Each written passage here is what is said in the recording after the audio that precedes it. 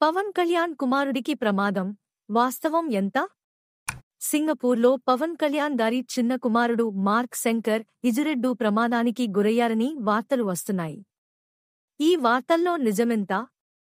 అసలు ఏం జరిగింది? తెలుసుకుందాం. సోషల్ మీడియాలో వస్తున్న సమాచారం ప్రకారం సింగపూర్లోని ఒక పాఠశాలలో జరిగిన అగ్ని ప్రమాదంలో మార్క్ శంకర్ గాయపడ్డారని తెలుస్తోంది. చేతులు, కాళ్లకు గాయాలయ్యాయని, ఊపిరితిత్తుల్లోకి పొగ వెళ్లడం వల్ల చికిత్స పొందుతున్నారని అంటున్నారు. ఈ వార్తలపై ఇంకా అధికారికంగా ఎటువంటి ప్రకటన రాలేదు. పవన్ కళ్యాణ్ గారి కుటుంబ సభ్యులు లేదా అధికారిక ప్రతినిధుల నుండి సమాచారం కోసం వేచి చూడటం మంచిది. దయచేసి ఈ వీడియోను షేర్ చేయండి, తద్వారా అందరికీ సరైన సమాచారం అందుతుంది. అధికారిక ప్రకటన వచ్చిన వెంటనే మేము మీకు తెలియజేస్తాము. మా ఛానల్ను సబ్స్క్రైబ్ చేసుకోండి మరియు నోటిఫికేషన్లను ఆన్ చేయండి.